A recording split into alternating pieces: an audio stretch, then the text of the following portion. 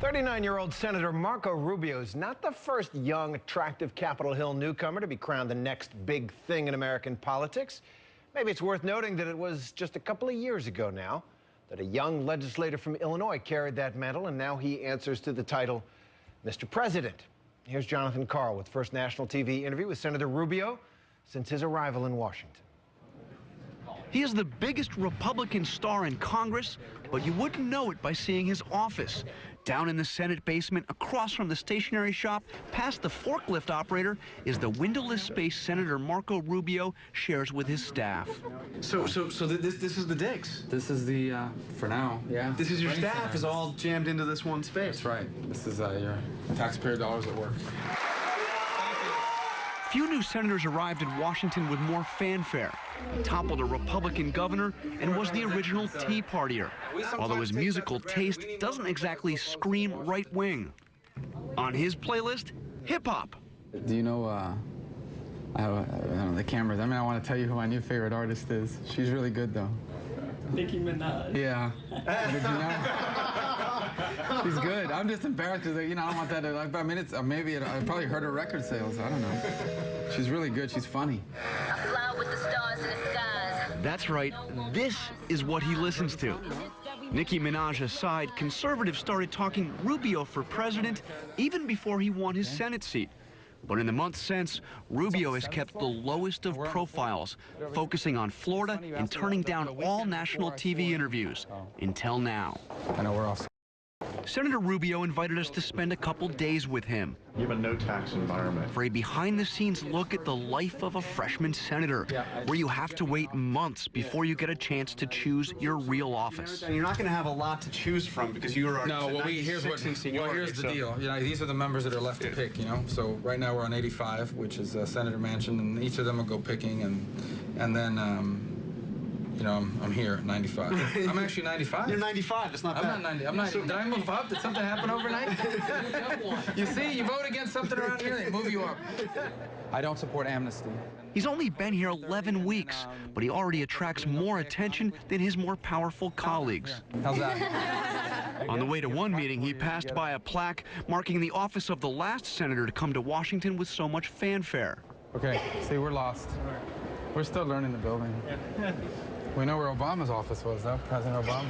Rubio is unflinchingly conservative. The most prominent photograph in his temporary office is of Newt Gingrich.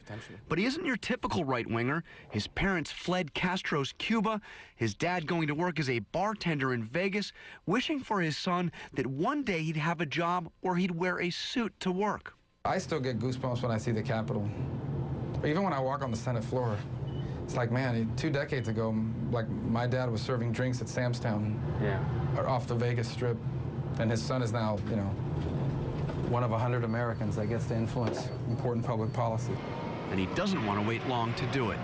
You know, the traditional U.S. Senate thing is you're here for maybe your 2 terms, halfway through your 3rd term, you start to get enough seniority to impact the place. Right. Well, I mean, glacial. And I think that's still the case in many respects. On the other hand, the issues that led me to run are front and center.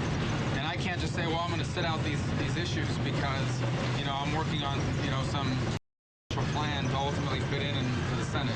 Rubio has already lined up against GOP leaders Mitch McConnell and John Boehner, voting no on their most recent government funding bill because he says it doesn't cut spending enough. At his office in Miami, he told us he will next take a hard line against raising the national debt limit, something the administration says must be done to avoid an economic crisis. The reality is our government spends money it doesn't have. It's doing it at an alarming pace, and there's no plan to stop it anytime in the near future. He may irritate party leadership, but not this guy. Marco Rubio says, what is this continuing resolution crap? I didn't come in here to fund the government every 2 to 3 weeks and cut $6 billion here, $6 billion there. What the hell is going on here?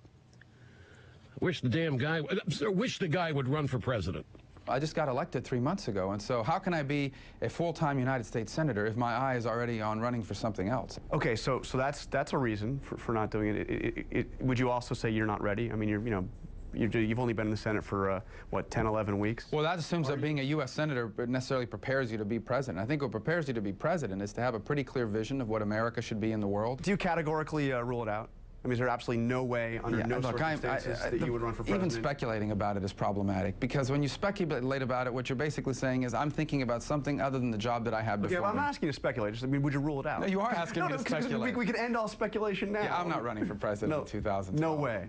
No, because I want to be a United States Senator. I want to be the best United States Senator that Florida's ever had. His answer is less definitive when asked about being a vice presidential candidate.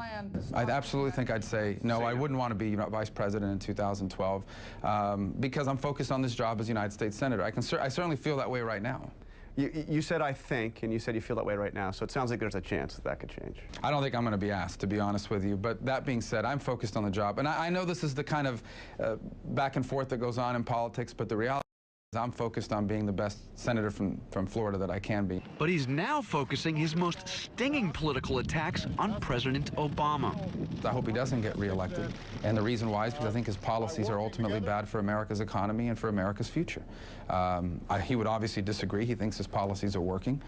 I think the evidence shows that they're not. For example, if government spending created jobs and opportunity, America would be leading the world in job creation right now. So I hope he loses his elections, not because he's a Democrat, but because his policies are bad for America. The debate Marco Rubio says he will continue to have, but from the United States Senate, not the presidential campaign trail. I'm Jonathan Karl for Nightline in Miami. On for John's full interview with Senator Rubio, visit our website at abcnews.com/Nightline.